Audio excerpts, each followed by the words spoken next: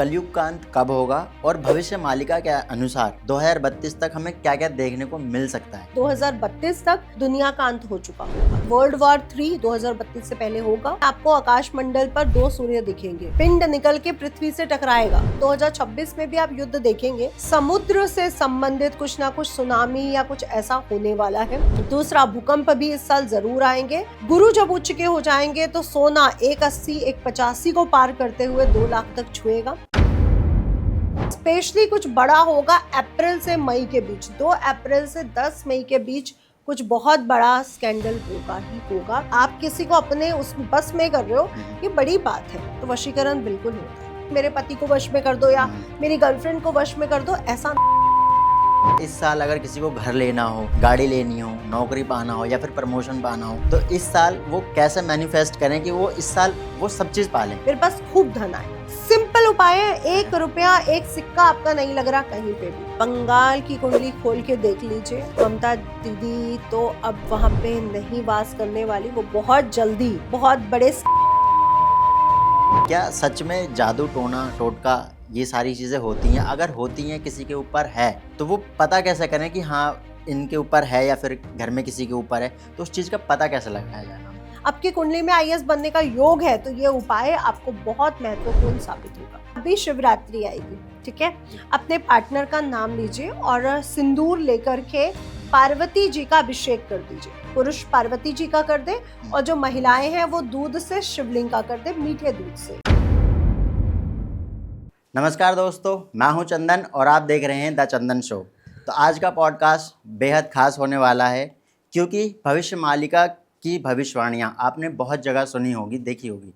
उसी को अच्छे से डिकोड करने के लिए आज हमारे बीच हैं एस्ट्रोलॉजर नीतिशा मल्होत्रा जी, जो कि भविष्य मालिका को बहुत ही अच्छे तरीके से डिकोड करना जानती हैं। और मैम आज हमें बताएंगी भविष्य मालिका के अनुसार कि क्या दुनिया का अंत होने वाला है या शुरू होने वाला है वर्ल्ड वॉर 3। जय श्री राम मैम। जय श्री राम चंदन जी और सभी व्यूअर्स को राधे राधे और जय मां पीताम्बरा। आपका हमारे पॉडकास्ट में आने के लिए बहुत बहुत धन्यवाद मैम आपका। थैंक यू चंदन जी। तो मैम सबसे पहले मैं जानना चाहूँगा कि पूरे सोशल मीडिया पे इस साल को लेके बहुत बुरी मतलब बहुत नेगेटिव न्यूज़ हैं, तो इस पॉडकास्ट को मैं और मेरे दर्शक जो हैं वो जानना चाहते हैं, कुछ अच्छी न्यूज़ के साथ शुरू करना चाहते हैं। तो मैम प्लीज़ बताएं हम। तो सभी दर्शकों को राधे राधे और नया साल 2026 अगर हम अंक शास्त्र से कैलकुलेट करते हैं तो सूर्य का साल बनता है। वहीं दूसरी तरफ अगर हम विक्रम संवत 2083 को देखते हैं तो गुरु का साल बनता है। दोनों ही प्लैनेट जीवन के पूरी तरह से उत्तरदायी हैं। वहीं गुरु को जहां जीवनदायी प्लैनेट कहा गया, जहां जीव आत्मा कहा गया, वहीं सूर्य को भी ऊर्जात्मक प्लैनेट कहा गया है। जीवन में ऊर्जा को देने वाला, उसकी रोशनी के बिना, उसके ऊर्जा के बिना एक बीज भी अंकुरित नहीं हो सकता। तो दोनों ही जो प्लैनेट हैं वो कहीं ना कहीं मनुष्यता के फेवर में है। वो मनुष्य को प्यार करते हैं, अपने बच्चों को प्यार करते हैं। और जब भी राजा और गुरु आते हैं तो प्रजा का अच्छा ही होता है। तो 2026 टोटल अगर देखा जाए तो बहुत अच्छा रहने वाला है, डरने की बिल्कुल ज़रूरत नहीं है। लेकिन जैसे कि आपने बोला कि क्या वर्ल्ड वॉर हो सकते हैं, क्या त्रासदियाँ आ सकती हैं। देखिए अगर मैं भविष्य मालिका को पढ़ती हूँ तो भविष्य मालिका में तो शुरुआत हो चुकी है 2025 से जी। 2025 से भी नहीं, 2025 तो एक ब्रेकिंग पॉइंट है, टर्निंग पॉइंट है। शुरुआत तो 2020 से ही हो चुकी है। और 2025 में जब गुरु अतिचारी हुए 8 वर्षों के लिए, तो वो शुरुआत को एक 2020 में विगुल बजा था कि हाँ कुछ होने वाला है और 2025 में वो शुरू हो गया। तो अगर मैं भविष्य मालिका को डिकोड करती हूँ तो यहाँ से हमें पता चलता है कि 2026 से बहुत सी मुश्किलें शुरू हो रही हैं 2026 से। लेकिन घबराने की इतनी ज़रूरत नहीं है क्योंकि मुश्किलें शुरू हो रही हैं। अभी राजा और जो 2026 के राजा है सूर्य, वो हमारे फेवर में है। ये बहुत बड़ी बात है। तो बहुत अच्छा। तो हम अभी तो प्रोटेक्टेड रहने वाले हैं 2020 में 26 में। लेकिन 2026 को लेके कुछ बड़ी भविष्यवाणियां जो मैं करना चाहूंगी। समुद्र से संबंधित कुछ ना कुछ सुनामी या कुछ ऐसा होने वाला है, यानी जल से कोई प्रलय आ सकता है। दूसरा, भूकंप भी इस साल जरूर आएंगे। और साल की शुरुआत में कोई हवाई घटना या कोई फैक्ट्री में आग लग जाना, ऐसी कुछ घटनाएं शुरुआत के जनवरी फरवरी मार्च में हमें सुनने को मिल सकती है, जो हवा वायु से आकाश से संबंधित हो। गुरु जब उच्च के हो जाएंगे तो सोना 180 185 को पार करते हुए 2 लाख तक छुएगा। सिल्वर के रेट भी बढ़ेंगे। हाँ जी, ये बहुत बड़ी बात है, क्योंकि लोगों को अभी इस बारे में सोचना पड़ेगा। प्रॉपर्टियों के रेट अच्छे होंगे इस साल, जो 2025 में हमने नहीं देखे। और साथ ही साथ इस साल शादियां बहुत होने वाली। मैं ये नहीं कहूंगी कि तलाक नहीं होंगे, बट शादियां भी खूब होंगी। तो पिछला साल जहां तलाक का था, इस साल शहनाई भी आपके घर बजेगी। और राजनीति में बड़े बड़े बदलाव आप देखेंगे। हो सकता है साल की शुरुआत में कोई बड़ा नेता या कोई बड़ा गुरु हमें छोड़कर जाए, ये हो सकता है। आपने देखा जब जब गुरु मिथुन राशि में रहे हैं, क्योंकि साल की शुरुआत में वो 5 महीने मिथुन राशि में है, तो गुरुओं की वाणी से कुछ भी निकला है और उस पे स्कैंडल्स, उस पे बहुत से विवाद हुए हैं। तो ऐसा होने के चांसेस साल की शुरुआत में बनेंगे। लेकिन उसके बाद धर्म, गुरु, शिक्षा आगे बढ़ने वाली है। ये बहुत बड़ा चेंज है। जहाँ पे आप कहते हैं कि प्राइवेट स्कूलों की फीसेस बहुत ज़्यादा है, आप देखेंगे कि हो सकता है कि सरकार इस पर भी आगे आए और प्राइवेट स्कूल और सरकारी स्कूलों को एक समान उस पर लाके खड़ा कर दे। तो शिक्षा को लेकर के भी हमारे भारत में बहुत बड़े चेंज आएंगे और ओवरऑल वर्ल्ड में भी हम चेंज देखेंगे। जो हमारे आतंकवादी हमले हैं वो इस साल भी होंगे चंदन जी। तो हमारी जो सीमाएं हैं, जो पड़ोसी देशों से जुड़ी हुई हैं, वो कहीं ना कहीं, चाहे गुजरात है, चाहे पंजाब है, उड़ीसा है, बांग्लादेश है, यहाँ की तरफ से हमें बैड न्यूज़ सुनने को मिलेंगी पाकिस्तान बॉर्डर की तरफ से। तो आतंकवादी हमले होने की संभावना है। स्पेशली कुछ बड़ा होगा अप्रैल से मई के बीच, 2 अप्रैल से 10 मई के बीच कुछ बहुत बड़ा स्कैंडल होगा ही होगा, जहाँ पे आतंकवाद भी हो सकता है, कुछ बहुत बड़ा एक्सीडेंट हो सकता है, कुछ दुर्घटना हो सकती है, कुछ बड़ा यहाँ पे, क्योंकि शनि और मंगल मिल रहे हैं जी।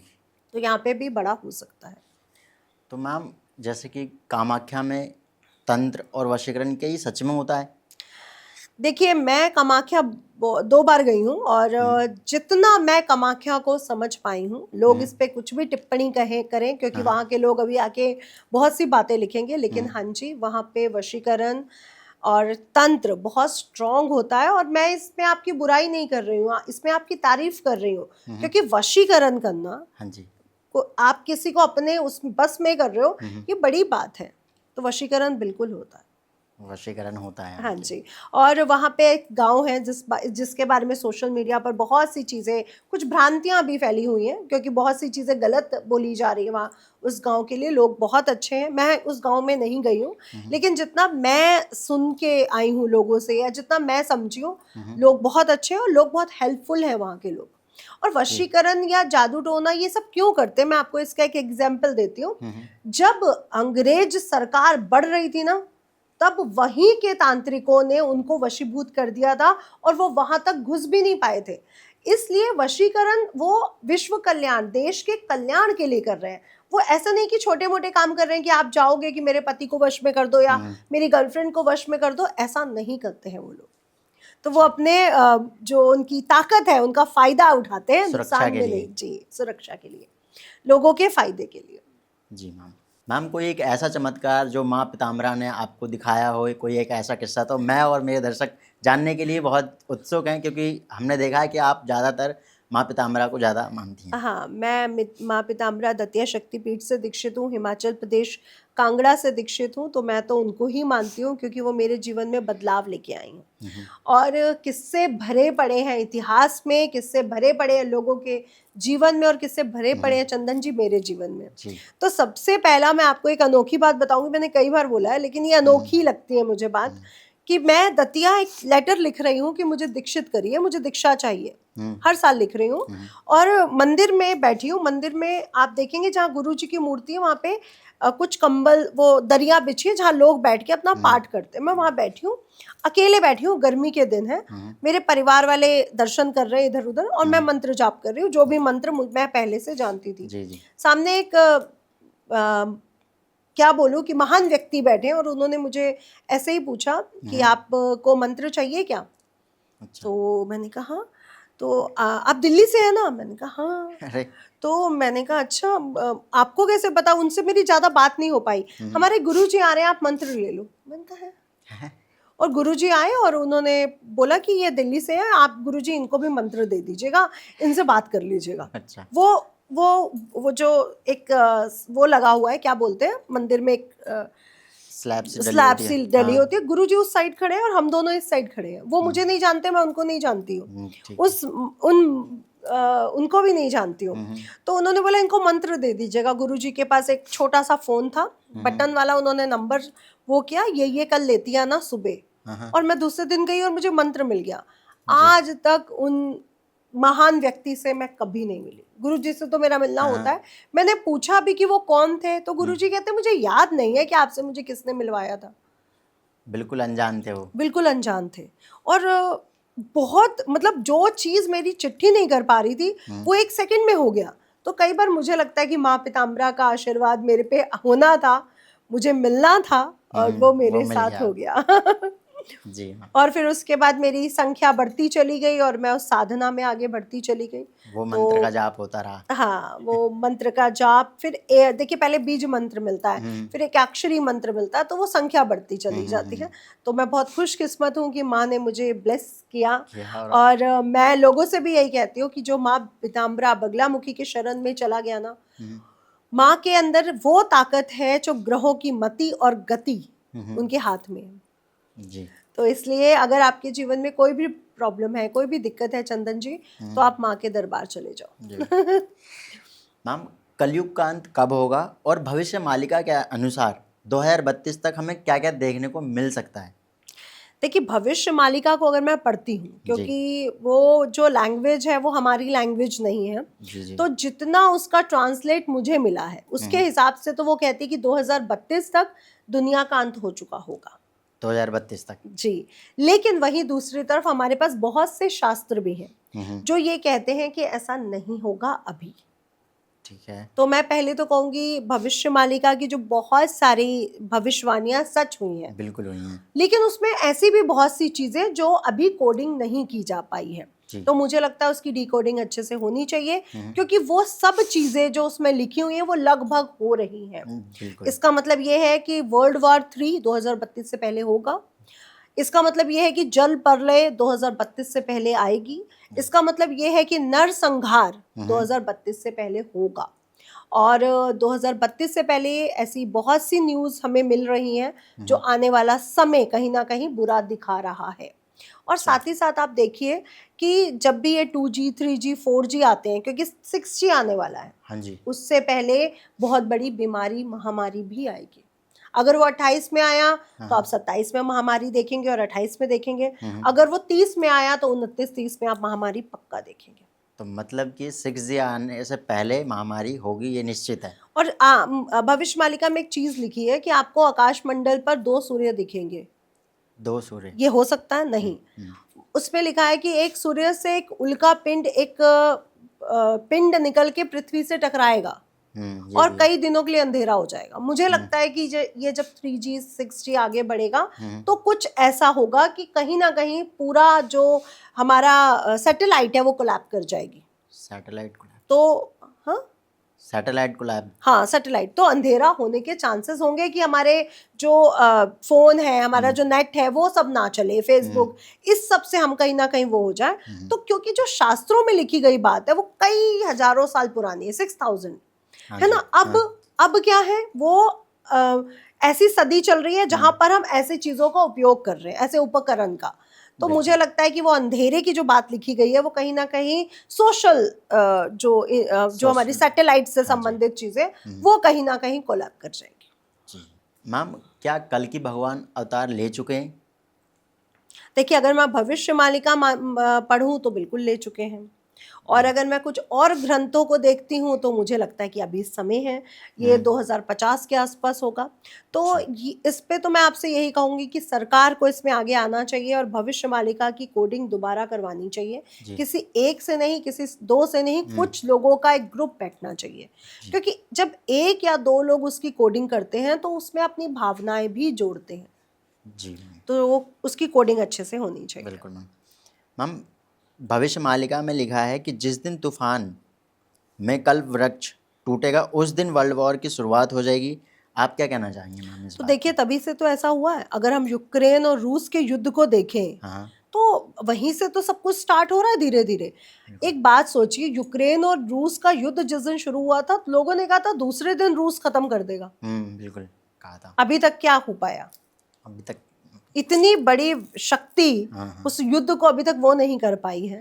और अभी आपने पाकिस्तान इंडिया हमारे उस पर भी देखा, उन्होंने सीधा सीधा धमकी दी थी न्यूक्लियर की। हाँ जी। तो हम ये सब देखेंगे और ये धीरे धीरे भी आगे बढ़ेगा। 2026 में भी आप युद्ध देखेंगे कुछ देशों के बीच में। हाँ, ये वर्ल्ड वॉर 3 की शुरुआत नहीं होगी, लेकिन कुछ देशों में युद्ध हम देखेंगे क्योंकि शुरुआत तो हो चुकी है। शुरुआत हो चुकी है, बस वो पीक का समय अभी आना बाकी है, जो उसमें समय है। 2032 से पहले पहले हम देखेंगे ही देखेंगे। मैम जो भी मतलब ज़्यादातर जैसे कि हमने बात करी, जो भी भविष्य मालिका में लिखी हुई हैं वो अभी तक ज़्यादातर सही हुई हैं। फिर चाहे वो कोविड से रिलेटेड हो, कोविड के बारे में भी लिखा हुआ है। तो 2032 में क्या सच में ही मतलब ख़त्म है ये दुनिया? चंदन जी एक बात क्लियर कर दूं, हम्म, जब ये 5G आया, कब आया है 5G? आप कैलकुलेट करिए, 2019 19 में आया है। ठीक है। हाँ जी। 20 में महामारी आ गई थी, हाँ जी। ठीक है। और गुरु वहां पे 4 साल के लिए अतिचारी हुए थे, अब तो 8 साल के लिए हुए हैं। जब सोचिए वो 4 साल के लिए अतिचारी हुए तो इतनी बड़ी महामारी और इतने बड़े तबाही मच न्यूज, गई। डेथ न्यूज हमें आए दिन सुनने को मिल रही थी। तो अब तो वो 8 साल के लिए हुए हैं। कहा जाता है कि 7 साल के लिए तो वो महाभारत काल में जब युद्ध हुआ था तब हुए तब थे। हुई थी 7 साल की। तो बिल्कुल आप कह सकते हैं कि नरसंहार, जो मानवता है वो कहीं ना कहीं दूषित तो होगी होगी। मनुष्यता तो जाएगी जाएगी, चाहे वो जल पर ले आए, चाहे वो कुछ भी हो, चाहे वर्ल्ड वॉर 3 हो। लेकिन मैं ये नहीं कहूंगी कि दुनिया खत्म हो जाएगी, क्योंकि मुझे ऐसा लगता है, जितना मैं कोडिंग कर पाई हूँ चीजों की, मुझे लगता है कि कलयुग के बाद सीधा सतयुग आ जाएगा क्या चंदन जी? आपको क्या लगता है? ऐसा नहीं हो सकता डायरेक्ट तो नहीं होगा कि मैं रात को सोऊं और दूसरे दिन उठूं और सतयुग आ जाए। नहीं। या एक बोट लेके मनु जी आए और हम लोगों को, कुछ लोगों को बिठाएं, शायद मैं ना हूं, और वो 10 दिन के बाद सतयुग में पहुंच जाए। ऐसा नहीं हो ऐसा भी सकता। नहीं पॉसिबल।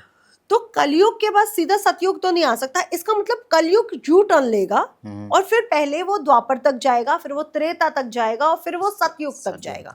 तो जो भी चीज है वो सर्कल फॉर्म में चलती है। अगर आप गीता भी खोलते हैं तो गीता के फर्स्ट पेज पे आप देखे होंगे मनुष्य जन्म लेता है और उसके बाद पूरा उसका एक साइकिल है। हाँ जी, तो मुझे लगता है कि ये जो युगों की बात की जाती है, ये भी एक साइकिल पे चल रहा है। तो अभी यू टर्न ले रहा है मुझे लग रहा है, और वो यू टर्न मुझे लग रहा है वो 32 तक ले चुका होगा। और 32 के बाद चेंजेस, पॉजिटिव चेंजेस हमें मानवता में, दुनिया में देखने को मिलेंगे। मैं ये नहीं कहती कि सब खत्म हो जाएगा, ये नहीं होगा, मुझे ऐसा नहीं लगता। सेफ आ रहे हैं फिर हम। वो लोग सेफ हैं जो धर्म के साथ हैं। धर्म मतलब मैं हिंदू मुस्लिम की बात नहीं कर रही हूँ। धर्म मतलब सत्य धर्म, सत्य जो मानवता का धर्म है, जो रियलिटी ऑफ ह्यूमन बर्थ है, वो धर्म जो हमारे सनातन धर्म से जुड़ा है, कि जो सनातन है, जो कभी शुरू नहीं हुआ, जो कभी खत्म नहीं होगा। मैं उस धर्म की बात कर रही हूँ। अब कई लोग कहेंगे ये मुस्लिम धर्म है, ये हिंदू धर्म है। ये धर्म जो होता है ना, ये जो सनातन धर्म है, ये मुझे लगता है ये सत्य धर्म है, ये मानवता का धर्म है। ये मानवता को आगे बढ़ाता है, ये विश्व कल्याण की बात करता है, ये मनुष्यता की बात करता है, ये समाज की बात करता है, ये हिंदू मुस्लिम की बात नहीं करता।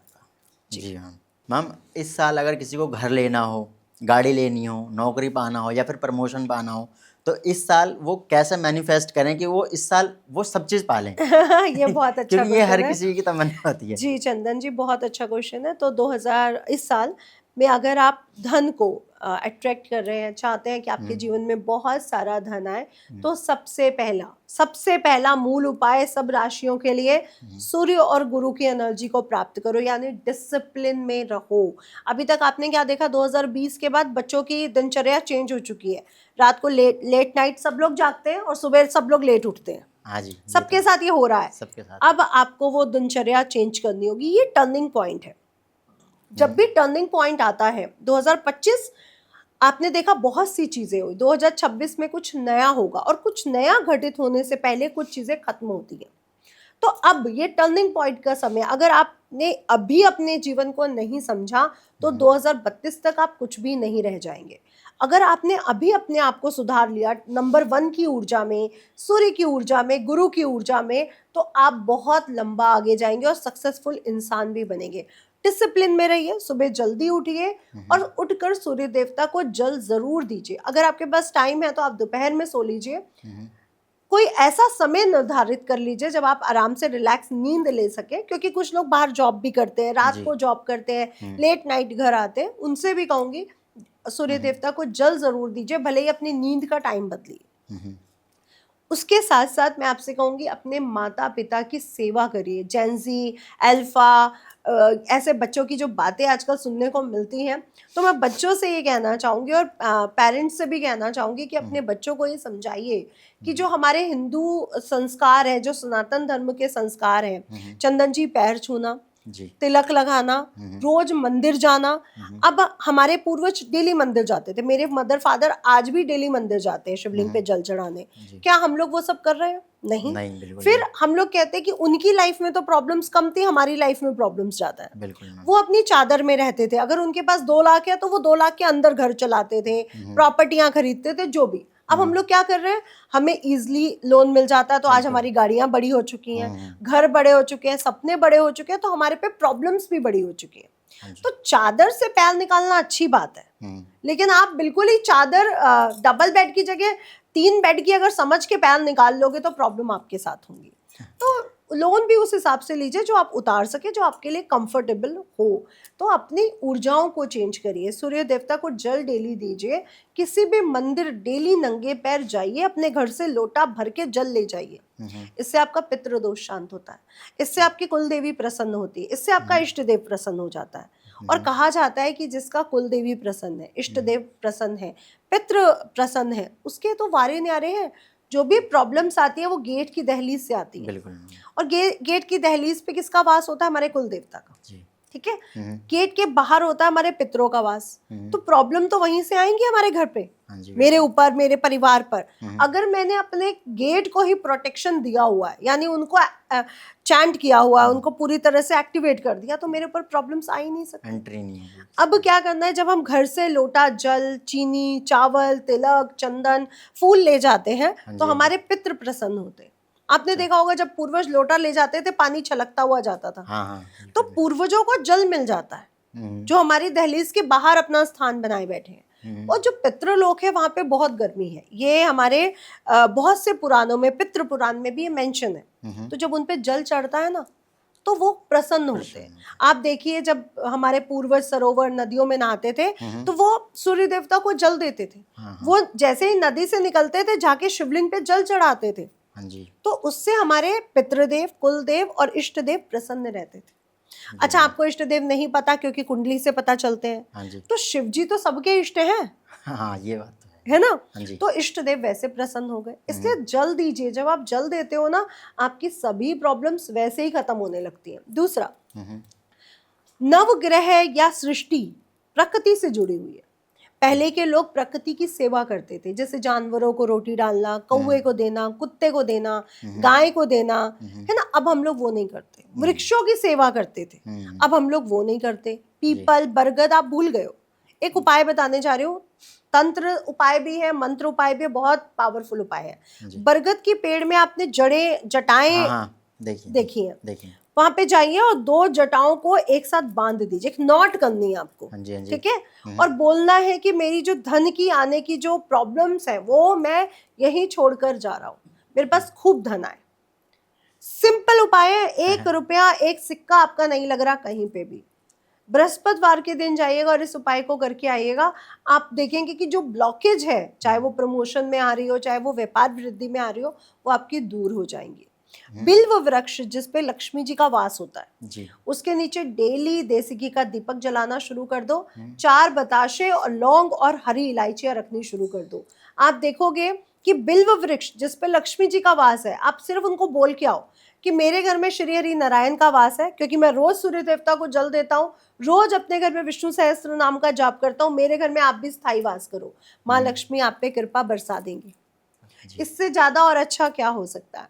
विवाह के लिए एक बताना चाहूंगी हाँ जी। कि जिन कन्याओं को विवाह की प्रॉब्लम्स आ रही है उनके लिए अपने मस्तक पर हल्दी का तिलक लगाएं और हल्दी डालकर जल में स्नान करें। आपके जीवन से विवाह संबंधित सभी प्रॉब्लम्स दूर हो जाएंगी। पुरुषों के लिए कहना चाहूंगी जिनका विवाह नहीं हो रहा, दही से स्नान करना शुरू कर दें। 40 दिन आपने दही से स्नान करना, फुल बॉडी स्नान। ऐसा नहीं कि यहाँ नहीं लगाया तो यहाँ नहीं लगाया तो यहाँ, फुल बॉडी सिर से टो। आप देखोगे आपके 40 दिन में शादी के लिए जो दिक्कतें आ रही थी वो खुलनी शुरू हो जाएंगी। दाम्पत्य जीवन में प्रॉब्लम आ रही है, साल के शुरुआत में हमारा एक सबसे फेवरेट त्योहार आता है शिवरात्रि। शिवरात्रि, जी बिल्कुल। माँ पार्वती का शिव जी से जाकर के गठबंधन करवा दीजिएगा। क्या चाहिए आपको? हमारे परमात्मा ने तो हर दिन दिया है हमें, जहाँ पे आप अपने वारे न्यारे कर सकते हो। बसंत पंचमी आ रही है, जिन बच्चों को पढ़ाई में दिक्कत है, एजुकेशन में कुछ प्रॉब्लम्स आ रही है, आपके बच्चे पढ़ाई में मन नहीं लगाते, मेघा सुक्तम या मधु सुक्तम है सरस्वती जी का जाप, वो करवाइए। और सरस्वती जी बसंत पंचमी के दिन से उनसे पहला अक्षर आरंभ करवाइए। किसी भी सब्जेक्ट में प्रॉब्लम आ रही है, मोर पंख या मोर पंखी का पौधे का पत्ता लेकर के उस सब्जेक्ट में रखिए, हल्दी का तिलक लगाइए, वो सब्जेक्ट सरस्वती जी के सामने रखिए और बसंत पंचमी के दिन अपने बच्चे से कहिए इसको बैठ के पढ़। शुरुआत करा दीजिए उस दिन से, फिर आप देखिए बच्चों की पढ़ाई में उनका मन लगेगा। हाँ, अगर आपका एकाग्रचित मन नहीं है तो आप चंद्र यंत्र पहन सकते हैं, शिव जी पे जल चढ़ा सकते हैं और साथ ही साथ चांदी जितनी भी हो धारण कर सकते हैं। चांदी का कड़ा है, चांदी का एंकलेट है, कुछ भी, चांदी का छल्ला अगर आप धारण करते हैं उससे आपकी एकाग्रचित मन स्ट्रांग होता है। जी, बहुत अच्छे उपाय थे मैम आपके ये। जी मैम, बहुत सारे लोग जो शनि की साढ़े साती होती है उससे बहुत डरते हैं, सभी डरते हैं उनके प्रकोप से। तो ऐसे किन राशियों पे शनि साढ़े साती है और उनको क्या उपाय करना चाहिए इस साल? तो मैम प्लीज़। देखिए, पहली बात तो शनि महाराज हो या राहु महाराज हो, किसी से डरने की ज़रूरत नहीं है, क्योंकि एज अ एस्ट्रोलॉजर मैं ये जानती हूँ कि जो गुरु है उसकी महादशा भी लोगों को तंग करती है, शुक्र की महादशा भी करती है, चंद्र की महादशा भी करती है। तो शनि की महादशा से साढ़े साती से डर क्यों? पहला क्वेश्चन। दूसरा, शनि और राहु से बिल्कुल ना डरें, बिल्कुल ना घबराएं। सिर्फ वो आपको कहते हैं मैं कर्म का देवता हूँ, जो तुमने किया है वो मैंने कॉपी में लिख दिया है, अब नंबर उसी प्रकार मिलेंगे। तो फिर डरना क्यों? बिल्कुल। जब मुझे पता है मैं पढ़ के नहीं गई हूँ, मुझे ए फॉर एप्पल नहीं आता, तो मुझे फेल होना ही होना है। तो शनि महाराज को क्यों हम कोस रहे हैं?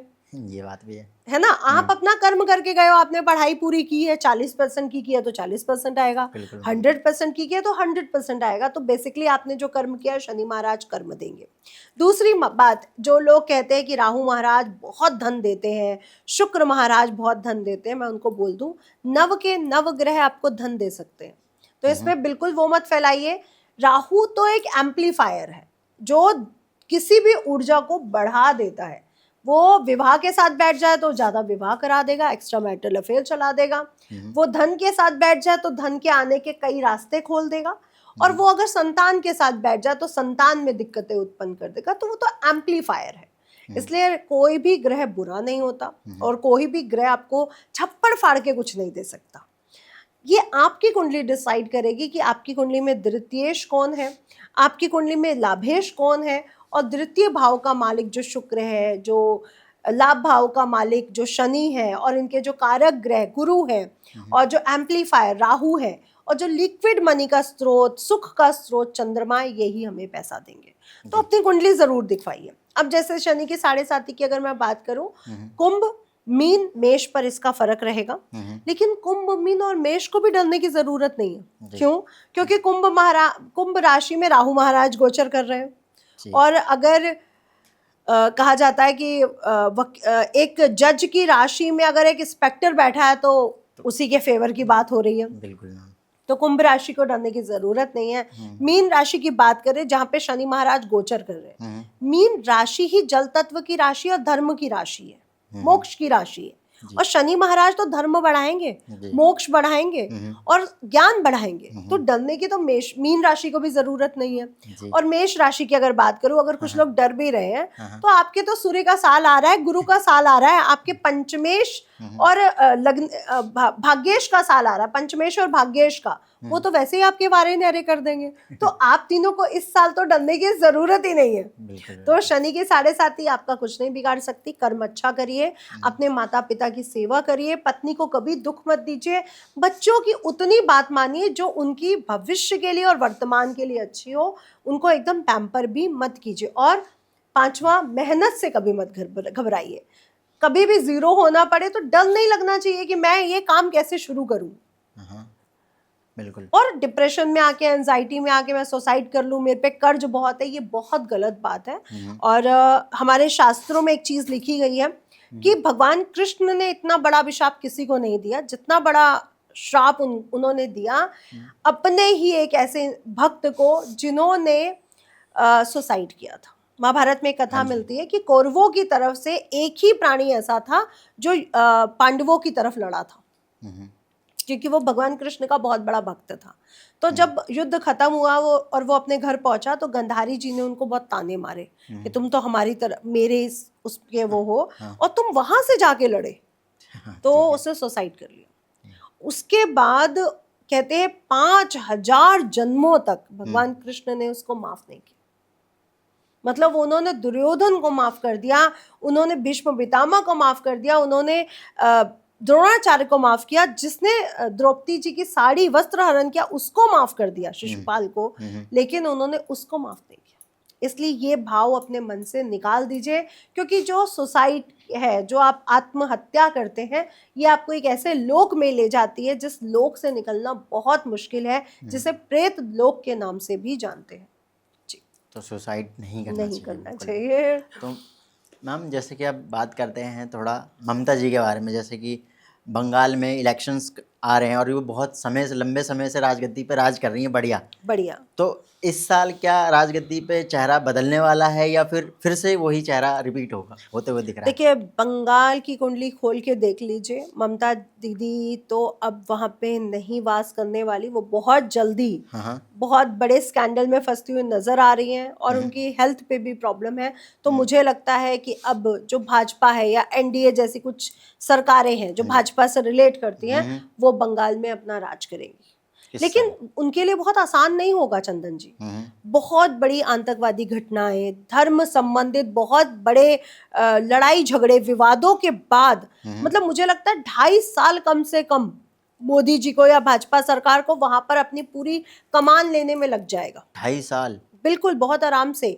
क्योंकि ये जो शनि जब मेष राशि में जाएंगे 2027 में, तब भी आप देखेंगे कि बंगाल साइड बहुत से ऐसे प्रॉब्लम्स उठेंगे, चाहे वो आतंकवाद से रिलेटेड उठे या अंदरूनी कुछ विवाद हो जाएं, दंगे फसाद हो जाएं, जो अच्छे नहीं है। तो मुझे लगता है कि आएगी तो भाजपा ही, या भाजपा से रिलेट कोई एनडीए जैसी।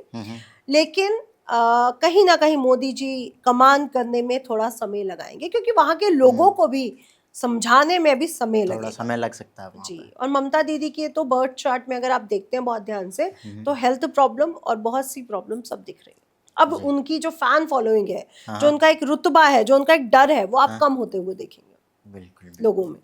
मेरे भी कुछ रिलेटिव्स रहते हैं बंगाल में, वो भी अब एनडीए को ही देखना चाह रही है। तो देखो, हाँ, तो वही जैसे मैंने बोला कि एनडीए के चांसेस इस समय ज्यादा बनते हैं। जी मैम, अगर हम बंगाल की बात करें तो वहीं बात कर लेते हैं दिल्ली की, जो रेखा गुप्ता सीएम है, उनकी कुंडली क्या कहती है? मैम, बहुत सारी अफवाहें सुन रहे हैं उनके बारे में, बहुत सारी चीज़ें हो रही हैं, तो क्या उनकी कुंडली कहती है कि वो रिपीटेड होंगी या फिर अपना कार्यकाल भी पूरा नहीं कर पाएंगी? देखिए, JNTR भारत बहुत से चैनल में बैठ के मैंने खुद बोला था कि रेखा गुप्ता जी की कुंडली और जो हमारे पास जो नाम दिए गए थे उनसे बहुत ज़्यादा स्ट्रॉन्ग है, और रेखा गुप्ता जी ही वो बनी। तो आप वो आर भारत JNT जाकर के भी देख सकते हो और मेरे प्लेटफॉर्म पे भी देख सकते हो। तो मैं रेखा गुप्ता जी का जब बर्थ चार्ट देखती हूँ तो रेखा गुप्ता जी का बर्थ चार्ट है तो बड़ा स्ट्रॉन्ग। क्यों? क्योंकि उनका दशम भाव बहुत पूरी तरह से अटेंटिव है, बहुत ज्यादा पावरफुल है। लेकिन मुझे ऐसा लगता है या तो वो अपना कार्यकाल पूरा नहीं करती हुई नजर आ रही, या कार्यकाल के बाद उनके जीवन में कुछ बहुत ज्यादा बड़ा नहीं है। तो मैं उनको बहुत दूर तक नहीं देख पा रही हूँ। जी, मुझे ऐसा लगता है कि वो बहुत दूर तक पॉलिटिक्स में, हाँ, कुछ पद पे रह के कुछ वो करती रही, कुछ बड़े पदों तक जाती हुई अब वो मुझे नहीं नजर आ रही। तो मैम, हमने बंगाल की भी बात कर ली, हमने दिल्ली की भी बात कर ली, अब हम मैं खुद और हमारी जनता भी जानना चाहती है कि यूपी की मुझे जो पता था सरकार है उत्तर प्रदेश आएगा, क्योंकि हम उत्तर प्रदेश नहीं बोल सकते। उत्तर प्रदेश में क्या कहती है योगी जी की कुंडली, क्या कहती है हम? माननीय योगी, देखिए पहली बात तो मैं बता दूं, रेखा गुप्ता जी की तो जो न्यूज़ चैनल्स से हम लोगों को चीज़ें मिली, वो कुंडली जहाँ तक है ठीक है। जी लेकिन योगी आदित्यनाथ जी के लिए मैं बोलूँगी, क्या कुंडली ठीक है या नहीं, हमारे लिए क्वेश्चन मार्क जी है ना। ठीक है। लेकिन हम जैसे आदित्यनाथ, उनके नाम से मेष राशि या सिंह लग्न का वो देखते हैं उनका, तो मैं कहूँगी पॉलिटिक्स में तो वो रहेंगे रहेंगे, राजनीति में तो वो रहेंगे रहेंगे। ठीक है। ठीक है, मैं उनको कहीं हटता हुआ नहीं देख रही, लेकिन मैं उनको प्रधानमंत्री पद तक भी जाता हुआ नहीं देख पा रही हूँ अभी तो नहीं। लेकिन मैं उनके लिए एक चीज जरूर कहूंगी, हो सकता है कि वो दोबारा सीएम बने, क्योंकि भाजपा दोबारा रिपीट होगी यूपी में और 100% होगी। जी कांटे की टक्कर रहेगी, इसमें कोई शक नहीं है, लेकिन यूपी में भाजपा दोबारा आएगी। अब अगर सीएम योगी आदित्यनाथ जी बनते हैं, क्योंकि यूपी को जरूरत है, तो बहुत अच्छी बात है। जी हाँ जी। अदरवाइज मुझे लगता है कि जो उनकी कुंडली कह रही है, आने वाले सालों में उनको कुछ पावर और ज्यादा मिल रही है, तो या तो वो किसी मंत्री पद पे चले जाएंगे केंद्र में, और या तो वो दोबारा रिपीट हो जाएंगे, लेकिन उनकी पावर बढ़ेगी, नो पावर डाउट बढ़ेगी इस साल। जी, इस नो डाउट। हम एक बहुत इम्पोर्टेंट क्वेश्चन पूछना जा रहा हूँ आपसे, क्या सच में जादू टोना टोटका ये सारी चीज़ें होती हैं? अगर होती हैं, किसी के ऊपर है, तो वो पता कैसे करें कि हाँ इनके ऊपर है या फिर घर में किसी के ऊपर है, तो उस चीज़ का पता कैसे लगाया जाए मैम?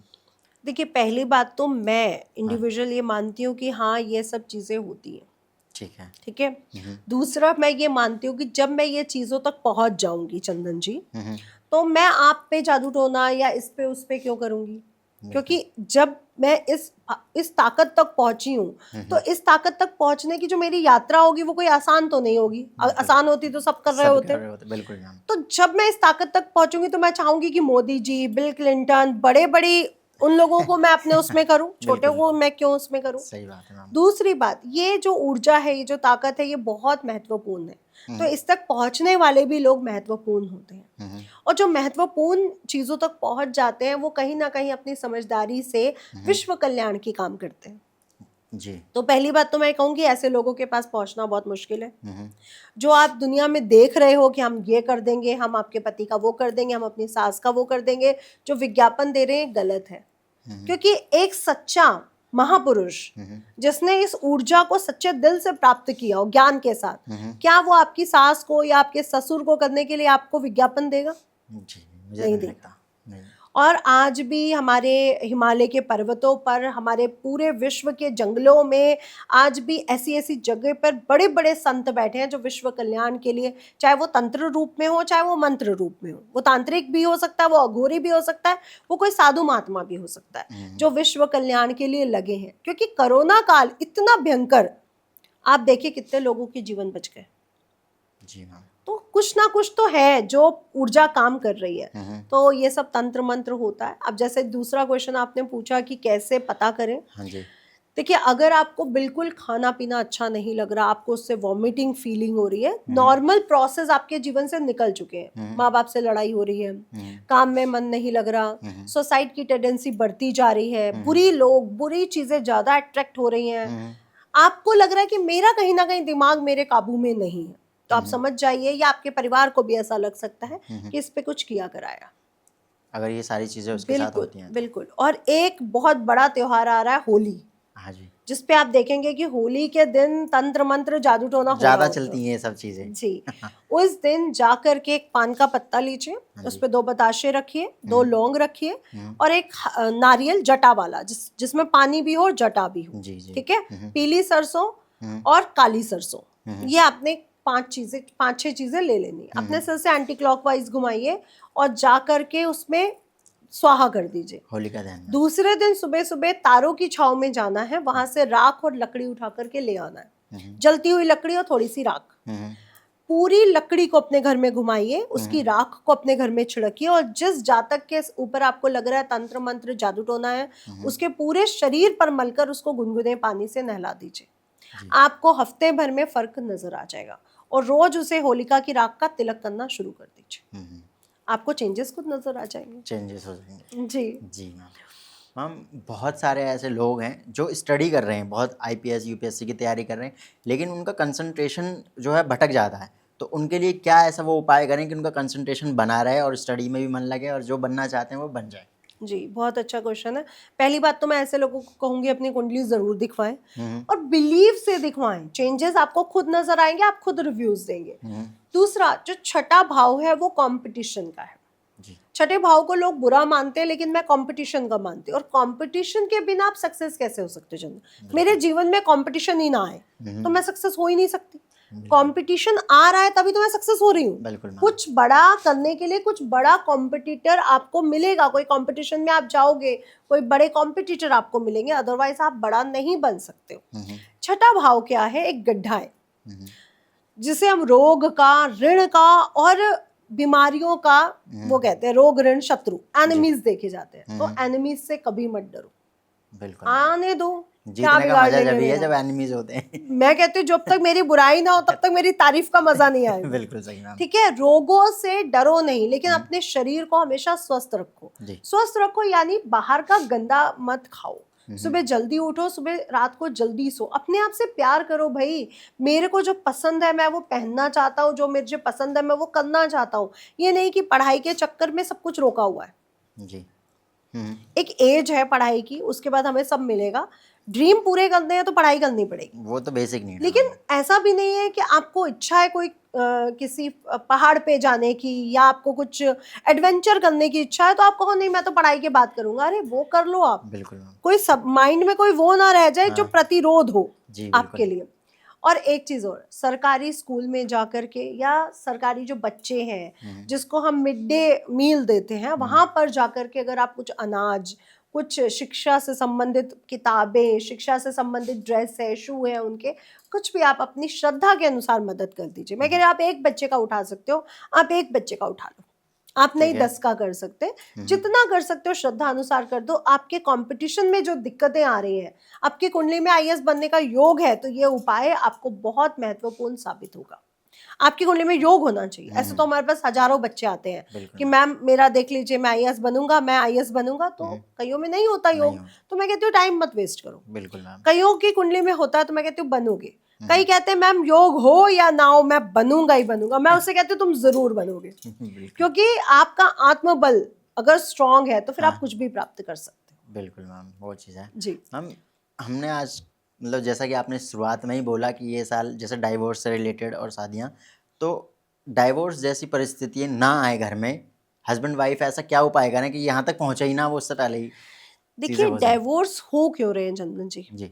पहली बात तो हमें समझना पड़ेगा मुख्य कारण। जब दो लोग एक ही उस पे खड़े हो जाएंगे कि मैं भी इंपॉर्टेंट हूँ और मैं भी इंपॉर्टेंट हूँ, तो कलेश होगा, लड़ाई झगड़े होंगे, डिवोर्स होगा।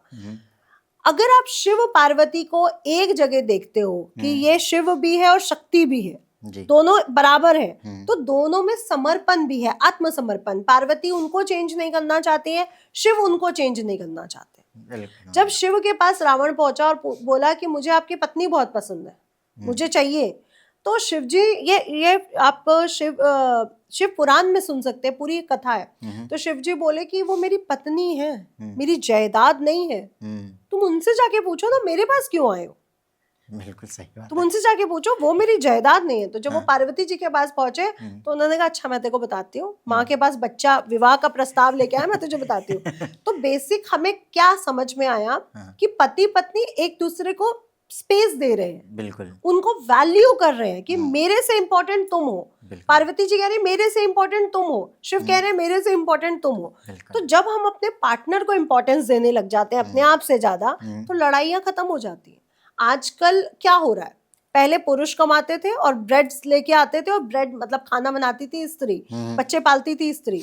लोगों को लगता था कि पुरुष का काम ज्यादा है, स्त्री का काम कुछ नहीं है, लेकिन ये गलत था। जी बिल्कुल। काम उतना ही था।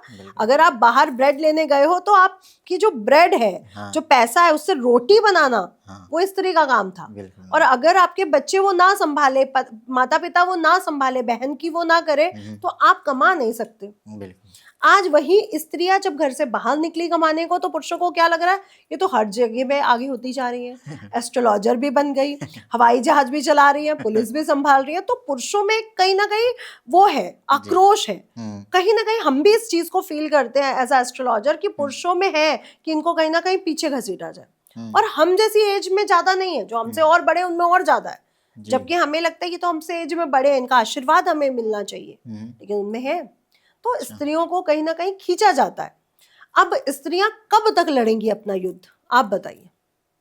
एक टाइम पे तो आके वो भी एक वो दिखाएंगी। पहले 90s 70s में 50s में स्त्रियों को जलाया गया, मारा गया, क्या क्या नहीं किया गया। तो कहीं ना कहीं अब पुरुषों के साथ अगर एक दो केस हो भी गए तो इसका इतना खींचा क्यों जा रहा है? लावा एक ना एक टाइम तो फटता ही है, फटता ही है। आप ही ने किया, फल तो आप ही लोग भुगतोगे। तो मैं ये कहूंगी, आप जैसे अपने आप को सम्मान देना चाहते हो, अपने पार्टनर को भी दो, और स्त्रियों से भी कहूंगी कि आप जैसे खुद प्यार सम्मान चाहती हो वो अपने पार्टनर को भी दो। तो दोनों में संतुलन जरूरी है। एक उपाय बताने जा रही हूँ जिससे आपके दाम्पत्य जीवन में आ रही खटास दूर होगी। पहली बात तो अपनी कुंडली जरूर मिलवाएं। सिर्फ ग्रह गुण मिलाने से कुछ नहीं होता, कुंडली जरूर मिलनी चाहिए, ये बहुत जरूरी है। दूसरा, अगर कुंडली नहीं मिल रही तो मत करो भाई शादी, ऐसी शादी का कोई फायदा नहीं है। और शादी सबके लिए नहीं बनी है, अनमैरिड रहने में भी कोई बुराई नहीं है। आप खुशी से अपना जीवन अनमैरिड भी बिता सकते हो, ये आपकी स्वेच्छा है। एक रेमेडी है, जब हमारे जीवन में बड़ी प्रॉब्लम्स आने लगती हैं तो जो माँ कात्यायनी है उनका मंत्र जाप करने से आपके मैरिड लाइफ में आ रही प्रॉब्लम्स दूर हो जाती है। तो माँ कात्यायनी का मंत्र जाप करिए। अभी गुप्त नवरात्रे आएंगे, उसके बाद नवरात्रे आएंगे, तो माँ कात्यायनी आपकी दाम्पत्य जीवन में बहुत हेल्प कर सकती हैं और डिवोर्स तक रोक सकती हैं। दूसरा, एक रेमेडी बताने जा रही हूँ। एक पान का पत्ते लीजिए 7, उस पर जय सीताराम लिखिए, ठीक है। मंगलवार के दिन हनुमान मंदिर जाइए, उसकी एक माला बना करके हनुमान जी को चढ़ा दीजिए। उनसे बोलिए, जैसे आपने माता सीता का प्रभु राम से मिलन कराया, वैसे मेरे पति का या मेरी पत्नी का मिलन मुझसे दोबारा हो जाए। अगर आपका तलाक का केस चल रहा है और आपकी कुंडली में योग लिखा है कि आप दोनों मिलोगे, तो 100% ये उपाय आपके लिए काम करेगा। क्योंकि हनुमान जी के सामने जब आप राम जी और सीता जी की बात करते हो ना, तो फिर वो काम जरूर कर देते हैं फिर वो आपका मिलन जरूर करवा देंगे। अब लोग कहेंगे वो तो ब्रह्मचारी है, वो हमारा मिलन कैसे कराएंगे? आप उनकी पुत्री हो, तो पिता अपनी पुत्री को दुखी नहीं देख सकता। बिल्कुल मैम। हम जैसे कि शुक्र और राहु, ये इन दोनों के बिना ये कलयुग में मुझे नहीं लगता कि कोई जीना चाहेगा। जैसे कि अब इतना मतलब मुझे भी थोड़ा थोड़ा पता चला कि शुक्र जैसे कि लग्जरी का हो गया, राहु फेम का हो गया, तो ये दोनों की जो कृपा है वो कैसे पाया जाए इस साल? बड़ा अच्छा। पहली बात तो मैं ये बोलना चाहूंगी कि राहु पैसा नहीं देता जी, राहु एम्पलीफायर है जी। राहु इस चीज की ऊर्जा को बढ़ा सकता है। अच्छा। अभी इसमें जो भी वॉइस आ रही है वो नॉर्मल है जी। अब अगर इसको बिल्कुल उस पे डाल दिया जाए, एम्पलीफायर लगा, तो इसकी ऊर्जा बढ़ जाएगी। तो राहु जब भी ऐसे प्लैनेट के साथ जाता है जो आपके धन से जुड़ा है, तो आपके पैसे को बढ़ा देता है। अच्छा। अगर आप भी उनको बढ़ाना चाहते हो तो देखिए, शुक्र की देवी कौन है? अधिष्ठात्री देवी माँ लक्ष्मी। राहु की अधिष्ठात्री देवी कौन है? माँ दुर्गा जी। ठीक है जी। माँ दुर्गा, माँ लक्ष्मी, माँ काली किस में वास करती है? दुर्गा जी के निर्वाण मंत्र में जी। और अगर आप माँ पीताम्बरा गए हो तो वहां पे 3 पिंडियां आपको दिख रही हैं। वैष्णो देवी गए हो तो आपको 3 पिंडियां दिख रही हैं। अगर आप हिमाचल प्रदेश कांगड़ा जाते हो तो 3 पिंडियां हैं माँ के रूप में, एक माँ लक्ष्मी है, एक माँ काली है, एक माँ पीताम्बरा यानी माँ दुर्गा है। तो जाइए ना वहां पर, दर्शन करके आइए साल में एक बार। जब आप रास्ते पैदल जाओगे ना इतनी बड़ी यात्रा करके, तो जो पैरों में जो छाले पड़ेंगे वो कहीं ना कहीं आपके कर्मों को सुधारेंगे, जो आपके पापों को आपके पैरों के छालों के रूप में निकालेंगे। तो जाइए कभी यात्रा करके आइए केदारनाथ। तो साल में सबको कोई एक यात्रा तो जरूर करनी चाहिए। सबके पैरों में छाले जरूर हो जाते हैं वहाँ पे जाने से। देखिए, कुछ पैसे वाले भी है जो छाले नहीं आएंगे, लेकिन यात्रा में जो दिक्कत आती है ना उसको समझिए, ये दिक्कत क्यों आई है मेरी लाइफ में। नहीं आई तो बहुत अच्छी बात है, ये दिक्कत वही है जो बुरा कर्म मेरा निकल रहा है जी। बहुत से लोग दुखी हो जाते हैं ना। और बहुत से लोगों की यात्रा बहुत अच्छी भी रहती है। किस्मत वाले हो आप, आपकी यात्रा बहुत अच्छी है, इसलिए घबराइए मत। मेरी छाले नहीं पड़े तो मेरी यात्रा स्वीकार नहीं हुई, बिल्कुल स्वीकार हुई है। श्री सूक्तम का पाठ और कनक धारा डेली अपने घर में शाम को बैठ के करिए, इससे आपके घर में बहुत बड़े परिवर्तन आएंगे। हफ्ते में एक बार ब्लॉकेज खोलने के लिए खड़े नमक को पानी में घोलकर पोछे जरूर लगवाइए। हर बृहस्पतिवार को अपने घर में राई, जो पीली सरसों होती है, वो पूरे घर में छिड़किए। झाड़ू वाली आएगी, उसको झाड़ू से बाहर कर देगी, इससे आपके ब्लॉकेजेस खुलेंगी। और साथ ही साथ फ्राइडे को खीर बना करके छोटी कन्याएं बुला लीजिए, मंदिर चले जाइए, कन्याओं को खिलाइए। श्री सुक्तम का पाठ डेली साउथ ईस्ट कॉर्नर की तरफ मुंह करके लाल आसन पर बैठ के श्री यंत्र के सामने कर लीजिए, जो प्राण प्रतिष्ठित हो। फिर देखिए कैसे नहीं आता धन। अगर हम किसी चीज को अट्रैक्ट कर रहे हैं, अपनी ऊर्जा उसमें दे रहे हैं, तो वो ऊर्जा अट्रैक्ट करेगी। बिल्कुल। ये हमारे ब्रह्मांड का सिद्धांत है, ये हमारा सिद्धांत नहीं है। हर कण, हर चीज में एनर्जी है, और अगर आप में उसमें उसको खींचने की क्षमता है तो आपकी तरफ वो चीज बढ़ेगी बढ़ेगी। सपोज दैट एक एग्जाम्पल देती हूँ। आप कहते हो मेरा पति मुझे प्यार नहीं देता, या मेरे पास तो पैसा ही नहीं है, मैं तो बहुत गरीब हूँ, या पत्नी ने सूट मांग लिया कि एक सूट दिलवा दो, तो पति कहेगा अभी तो मेरे पास पैसे नहीं है। तो आपने किस ऊर्जा को वो किया? सीधा सीधा आपने निगेटिव ऊर्जा को पोक किया। तो मत करिए, झूठ बोलना बंद कर दीजिए। शॉपिंग कराइए। शॉपिंग कराइए या नहीं कराइए, ये एक आपकी स्वेच्छा हो सकती है कि अभी मैं नहीं इस महीने एडजस्ट कर पा रहा हूँ, अगले महीने कर लूंगा। लेकिन आप क्लियर बोल दीजिए कि मैं जरूर तुम्हारी इच्छा पूरी करना चाहता हूँ, लेकिन ये मुझे डेज चाहिए अभी, ताकि मैं हर चीज को बैलेंस कर सकूं। क्लियर पिक्चर दिखाइए, क्लियर पिक्चर से वो खुश रहेगी। बिल्कुल मैम। क्योंकि स्त्री कोई आपकी पत्नी कोई आपकी विरोधी थोड़ी ना है कि वो आपको परेशान करने आई है। वो भी जानती है कि आप परेशान हो, मुझे ये नहीं लेना है या मुझे ये नहीं करना है। तो क्लियर पिक्चर दिखाइए। जो पति बहुत झूठ बोलते हैं, जो बहुत अलग सी पिक्चर दिखाते हैं, उन्हीं के घर में सबसे ज्यादा लड़ाइयां होती हैं जी। लेकिन आज कलयुग का एक सत्य भी है, पति बुरा है तो पत्नी अच्छी होगी, और पत्नी अच्छी है तो पति बुरा होगा। ये भी बहुत बड़ा सत्य है। इसके लिए आप पुरुषों से पहले ही बोलना चाहूंगी, अपने आप को वेल ट्रेन रखिए, शेव टाइम से बनाइए, शेव नहीं बढ़नी चाहिए, 40 दिन में अपने बालों को काटिए, नेल्स कटिंग डेली करिए, डेली नहाइए, सूर्य देवता को जल दीजिए, इससे आपको पत्नी भी अच्छी मिलेगी। तो बहुत अच्छा उपाय बता दिया मैम आपने जी मैम। बहुत सारे ऐसे लोग हैं जिनको ना जॉब में बहुत ज़्यादा दिक्कत आ रही है, और जिनको जॉब मिल भी जाती है तो वो स्टेबल नहीं रहती है, और फिर प्रमोशन वगैरह में दिक्कत आती है। जॉब से रिलेटेड बहुत समस्या आती है, बहुत सारे कमेंट्स भी आते हैं। तो मैम इसके लिए कोई उपाय? देखिए, दशम भाव के जो प्लैनेट है वहाँ पे मकर और कुंभ राशि आती है, दशम और एकादश में। इसके प्लैनेट के स्वामी है शनि महाराज। लेकिन दशम भाव में सबसे ज्यादा प्रोग्रेसिव कौन हो जाता है? सूर्य और मंगल। ठीक है। एक तो हनुमान चालीसा डेली पढ़िए, क्योंकि आपका मंगल स्ट्रांग होना चाहिए। शनि को स्ट्रांग करने के लिए हनुमान चालीसा भी आप पढ़ रहे हो। शनिवार के दिन अपने कर्मचारियों को, मेड्स को, जो गरीब हैं, जो मेहनत कर रहे हैं, रिक्शे वाले, उनको कुछ खिला दिया, कभी कपड़ा दे दिया, जो भी आपकी श्रद्धा, समोसे बांट दिए। और सूर्य देवता को जल। जब आपने तीनों को अट्रैक्ट कर लिया तो आपकी जॉब में जो प्रॉब्लम्स आ रही हैं वो नहीं आएंगी। अब कुछ लोग ये भी कहेंगे हम तो मैम सूर्य देवता को सालों से जल दे रहे हैं, हनुमान चालीसा सालों से पढ़ रहे हैं, तो हमारे क्यों आ रही है? हम तो अपनी मेड्स को भी खुश रखते हैं, चाय रोटी खिलाते हैं। तो मैं उनसे कहना चाहूंगी, आप जो कर रहे हो ना वो मतलब के लिए कर रहे हो, एक सच्चे दिल से कि हे सूर्य देवता, जैसे आप पूरे धरती को प्रकाश दे रहे हो, ऊर्जा दे रहे हो, ताकत दे रहे हो, मुझे भी वो ऊर्जा दो। हनुमान चालीसा पढ़ते हुए जब आप पढ़ते हो ना, नासे रोग हरे सब पीरा, जपत निरंतर हनुमत बीरा, भूत प्रेत निकट नहीं आवे, महावीर जब नाम सुनावे, बुद्धिहीन तनु जानिके सिमरो पवन कुमार, बल बुद्धि विद्या देहु मोहि, हरहु क्लेश विकार। जब आप पढ़ रहे हो ना, आप उस ऊर्जा को समझो। मजे तब आएंगे। जय हनुमान ज्ञान गुण सागर, जय कपस्ती लोक जागर, राम दूत। क्या ऊर्जा वो जी मैम, बिल्कुल। वो तो सिर्फ आप बोल रहे हो। ऊर्जा को लेना सीखो, तो उसके वारे नारे नहीं होते, ऐसा हो नहीं सकता। और आपको किस एक्सीडेंट से, किस प्रॉब्लम से उन्होंने बचाया, ये तो आपको भी नहीं पता। बिल्कुल मैम। इतने धुंध में इतने एक्सीडेंट हो रहे हैं, हवाई यात्राओं में हो रहे हैं, ट्रेन में हो रहे हैं, रोज ऑफिस जाते हुए रहे हैं, आप सुरक्षित है, बहुत बड़ी बात है। थैंक यू बोलिए, ग्रेटिट्यूड दीजिए, इससे बड़ी और क्या बात है। हनुमान जी आपकी रक्षा कर रहे हैं और करते रहेंगे। जी हाँ जी। ऐसे मैम बहुत सारे लोग हैं जो अपना जिन्होंने बिजनेस स्टार्ट कर लिया, अच्छा खासा चल रहा था, लेकिन बीच में कुछ इश्यूज हो गए होंगे या फिर कुछ भी, तो उनके क्लाइंट्स नहीं बन रहे हैं या फिर बिजनेस ग्रो नहीं कर रहा। तो मैम उनके लिए ऐसा क्या उपाय करें कि उनके क्लाइंट्स बनने लगें, बिजनेस भी डबल होने लगे? तो कुछ ऐसा एक उपाय बता दो मैम उनके लिए।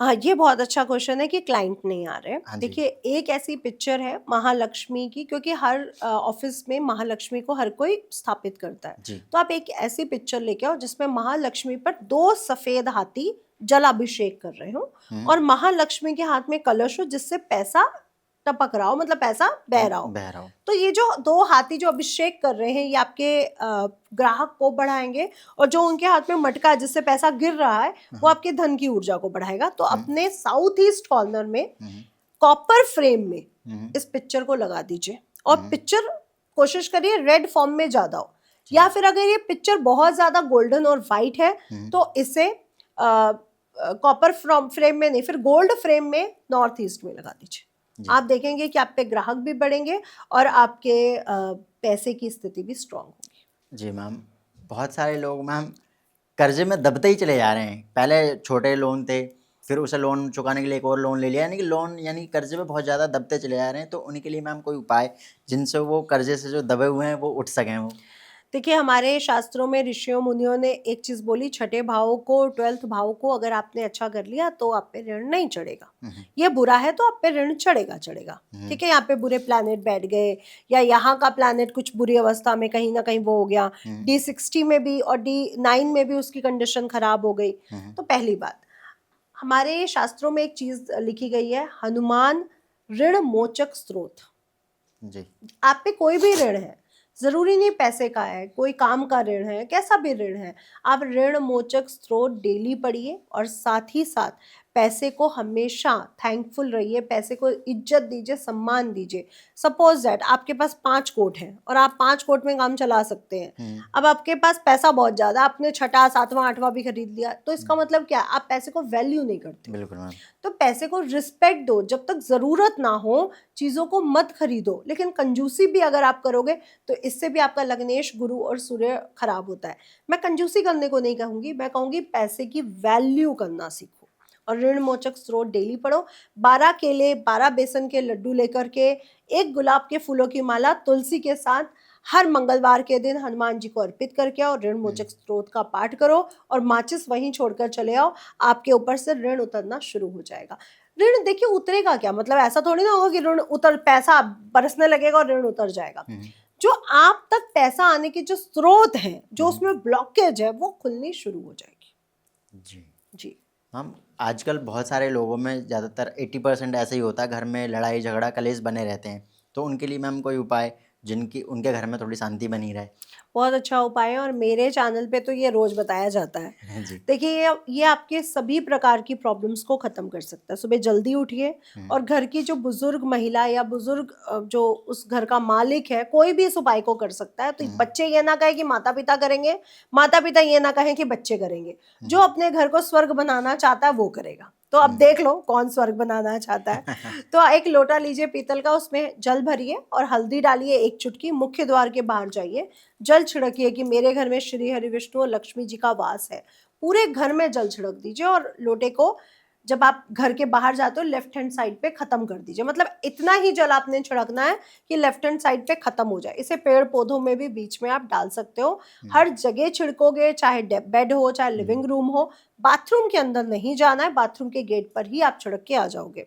इससे होगा क्या, जो आपके घर में जो श्री हरि विष्णु और लक्ष्मी को जब आप बुलाते हो, तो उस घर से जो कलह कलेश है, जो दरिद्रता है, वो अपने आप निकलने लग जाती है।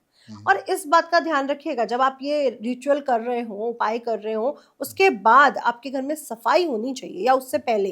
क्योंकि अगर साफ नहीं है घर आपका, तो लक्ष्मी जी और नारायण आपके घर में वास नहीं करेंगे। तो पहले अपने घर को क्लीन करो, सफाई कर लो, मेड को बुला के करवानी है करवा लो, खुद करनी है कर लो। मैं तो रात को करके सोती हूँ।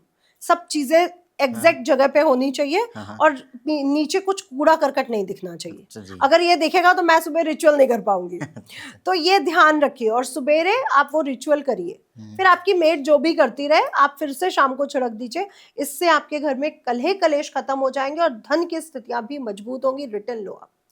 ये मैं सालों से कर रही हूँ, और मेरे व्यूअर्स कर रहे हैं, और बहुत अच्छा रिजल्ट मिल रहा है। चाहे उनकी जॉब हो, चाहे व्यवसाय हो, सब में। क्योंकि ये आपके जीवन में आपकी प्रॉस्पेरिटी लाता है, बरकत को बढ़ा देता है उपाय। अच्छा जी। जी मैम, एक क्वेश्चन है जो कि मेरे दर्शक बहुत शायद इसलिए वेट भी कर रहे होंगे, लव मैरिज से रिलेटेड है। जैसे कि जो भी लव मैरिज करना चाहते हैं और वो अपने पेरेंट्स को बोल भी नहीं पाते उससे रिलेटेड, क्योंकि वो बहुत हेजिटेट होते हैं, बहुत शर्माते हैं, तो वो ऐसा क्या उपाय करें कि उनके जो पेरेंट्स हैं वो मान जाएं? बहुत अच्छा उपाय है और यहाँ पे बॉयज एंड गर्ल्स तो खुश हो जाएंगे। पहली वही। बात तो प्यार दोनों तरफ होना चाहिए, एक तरफ प्यार वाले इस उपाय को ना करें, क्योंकि जो भी आपकी किस्मत में होगा वो आपको मिल ही जाएगा। आज थोड़ा सा इंतजार करें, आपका वेटिंग पीरियड चल रहा है। तो अभी शिवरात्रि आएगी, ठीक है। जी। अपने पार्टनर का नाम लीजिए और सिंदूर लेकर के पार्वती जी का अभिषेक कर दीजिए। पुरुष पार्वती जी का कर दे और जो महिलाएं हैं वो दूध से शिवलिंग का कर दे, मीठे दूध से, इस बात का ध्यान रखिएगा। आप देखेंगे कि आपके जो पार्टनर के जो पेरेंट्स हैं या आपके पेरेंट्स हैं नहीं मान रहे थे, वो मान जाएंगे। और अगर आपके ससुराल के साथ आपकी प्रॉब्लम चल रही, कई बार पुरुष हमारे पास आते हैं कि हमारे ससुराल वाले हमें बहुत फेवर करें, प्यार करने लगे, या महिलाएं, वो शिवलिंग पर शहद डेली चढ़ाना शुरू कर दे उनका नाम लेकर के। आप देखेंगे कि उस रिलेशनशिप में भी आपके मिठास आ जाएगी। वैसे भी चंदन जी 2026 में बहुत शादियां होंगी, हाँ गुरु जी। उच्च के हो रहे हैं, संतान भी बहुतों की होगी और शादियां भी बहुतों की होंगी, बहुत अच्छा रहेगा। जी। तो बहुत बहुत धन्यवाद आप सभी का, यहाँ तक पॉडकास्ट में बने रहें और ऐसे ही पॉडकास्ट में अलग अलग चीज़ें या स्पिरिचुअल से रिलेटेड चीज़ें देखने के लिए चैनल को ज़रूर सब्सक्राइब करें। मिलते हैं जल्दी अनदर पॉडकास्ट में। जय श्री राम। और हाँ, इन उपायों को करने के साथ साथ राधे राधे जय माँ पीताम्बरा लिखकर मेरी गुरु दक्षिणा जरूर दीजिए। तो टाइप करिए राधे राधे जय माँ पीताम्बरा।